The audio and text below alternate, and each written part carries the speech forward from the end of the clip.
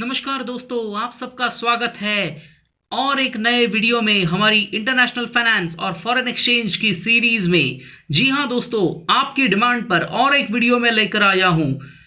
आज हम देखने वाले हैं अमेरिकन टर्म्स और यूरोपियन टर्म्स। दोस्तों, इस सीरीज में हम फॉरेन एक्सचेंज रिलेटेड नई नई टर्म्स को सीख रहे हैं हर बार, और आज जो हम सीखने वाले हैं वो है अमेरिकन टर्म्स और यूरोपियन टर्म्स। आइए तो जानते हैं क्या है ये अमेरिकन टर्म्स और यूरोपियन टर्म्स। दोस्तों, अमेरिकन टर्म्स और यूरोपियन टर्म्स कुछ नहीं है, ये बेसिकली है आपकी फॉरेन एक्सचेंज की कोट्स है। फॉरेन एक्सचेंज कोटेशंस किस तरह से लिखे जाते हैं उसका एक तरीका है जिसको बोला जाता है अमेरिकन टर्म्स और यूरोपियन टर्म्स।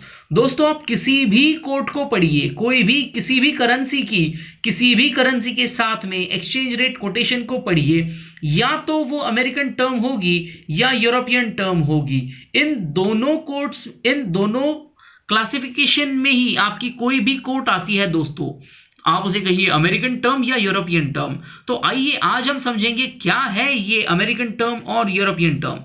हमारे पिछले वीडियो में हमने समझा था डायरेक्ट कोट और इनडायरेक्ट कोट्स क्या होती है। अमेरिकन और यूरोपियन टर्म्स कुछ नहीं बल्कि डायरेक्ट कोट और इनडायरेक्ट कोट्स ही है, लेकिन फिर उनको अलग से क्यों बोला जाता है अमेरिकन और यूरोपियन टर्म? वो सीधे सीधे डायरेक्ट और इनडायरेक्ट कोट्स क्यों नहीं बोला जाता? आइए समझते हैं। पहले एक ब्रीफ रिकैप कर लेते हैं कि डायरेक्ट कोट होता क्या है एग्जैक्टली। दोस्तों, तो डायरेक्ट कोट होता है आपका किसी भी कंट्री की डोमेस्टिक करेंसी पर यूनिट ऑफ फॉरेन करेंसी जब आप लिखते हो उसको डायरेक्ट कोट कहा जाता है। इसका मतलब आप जिस देश में हो उस देश के लोगों को आसानी से समझने के लिए आप उनको बताते हो कि अगर आपको एक यूनिट ऑफ फॉरेन करेंसी खरीदना है तो आपको इतनी इतनी डोमेस्टिक करेंसी देनी होगी। जैसे आप किसी इंडियन को समझाते हो कि भाई अगर तुम्हें $1 खरीदना है तो उस $1 के लिए 75 रुपए देने होंगे, तो 75 रुपीज आपका डोमेस्टिक करेंसी है वो आप यहां लिखते हो, उसको कहते हैं कोटेड करेंसी। और फॉरेन करेंसी यानी यहां पे आप लिखोगे $, उसको कहा जाएगा बेस करेंसी। तो जब भी कोई कोटेशन में बेस करेंसी को पर यूनिट में लिखा जाता है, जब आपका बेस करेंसी फॉरेन करेंसी होता है तो उसको कहा जाता है डायरेक्ट कोट। और इसी के ऑपोजिट होता है दोस्तों आपका इनडायरेक्ट कोट।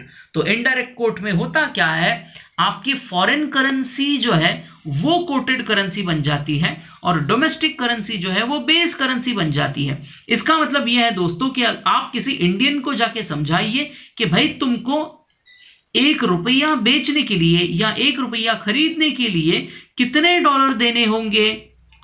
है ना मुश्किल, क्योंकि कोई भी इंडियन अपनी करेंसी को तो आसानी से समझता है लेकिन दूसरी की करेंसी में लेन देन को इतना आसानी से नहीं समझेगा, और इसीलिए ऐसी कोटेशन को कहा जाता है इनडायरेक्ट कोटेशन।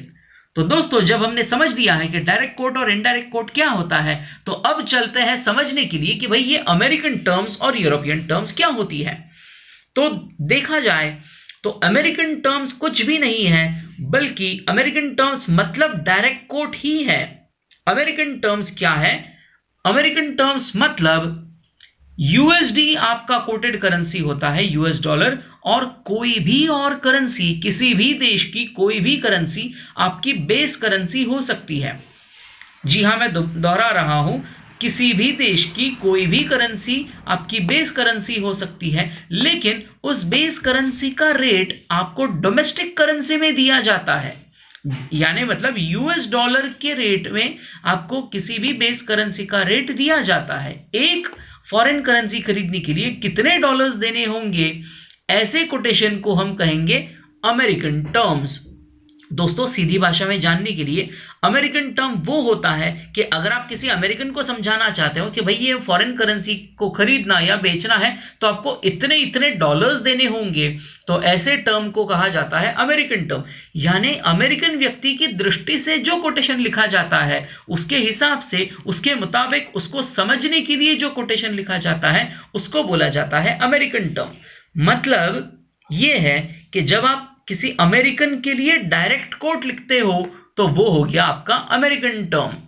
आपकी अमेरिकन टर्म मतलब it is domestic for USA. USA के किसी भी नागरिक के लिए ये जो कोटेशन होता है वो डायरेक्ट कोट होता है और इसीलिए इसको अमेरिकन टर्म कहा जाता है। दोस्तों, एग्जाम्पल देखते हैं। 1.15 US dollar per unit of euro.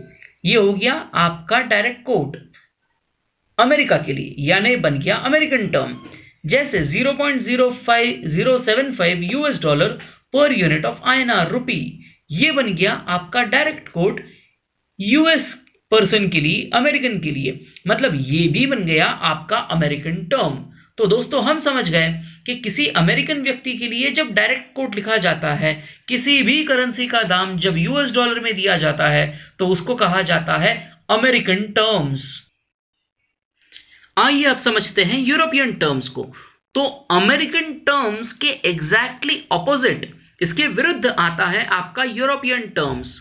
European terms में होता क्या है, जब आप दुनिया की कोई भी करेंसी जब आपकी कोटेड करेंसी बन जाए लेकिन आपकी बेस करेंसी यूएस डॉलर ही रहे, यानी एक यूएस डॉलर का दाम आप किसी और करेंसी में जब बताते हो तो उसको बोला जाता है यूरोपियन टर्म्स। जी हां दोस्तों, यहां पे कोई भी करेंसी हो सकती है, किसी भी देश की कोई करेंसी भी हो सकती है। दोस्तों इंपॉर्टेंट चीज ये है, it has got no relation with Europe. European terms हम इसको कह रहे हैं लेकिन इसका यूरोप से कोई भी लेन देन नहीं है, और फिर भी इसको यूरोपियन टर्म क्यों कहा जाता है फिर? दोस्तों कैसा है, पुराने जमाने में दुनिया का सबसे ज्यादा ट्रेड जो है वो यूरोप और अमेरिका, इन दोनों के बीच में ही होता था। तो जब भी कोई ट्रांजैक्शन करना है, जब भी आपको फॉरेन एक्सचेंज करना है, तो या तो वो अमेरिकन के लिए होगा या यूरोपियन के लिए होगा। तो जब भी कोई कोट आप अमेरिकन के लिए देते हो तो उसको अमेरिकन टर्म बोला जाता है, और जब भी कोट आप किसी नॉन अमेरिकन के लिए देते हो यानी यूरोपियन के लिए तब देते थे, इसीलिए उसको यूरोपियन टर्म कहा जाता है। तो समझने के लिए, एक यूएस डॉलर के लिए आप कितनी करेंसी दोगे, दूसरी करेंसी, उसको बोला जाता है यूरोपियन टर्म। मैंने पहले जैसे बोला, it has got no relation with Europe. इसमें बस क्या है, सीधी भाषा में कहे तो ये किसी अमेरिकन के लिए इनडायरेक्ट कोट है। जैसे हमने पहले देखा था कि अमेरिकन टर्म्स मतलब क्या, अमेरिकन लोगों के लिए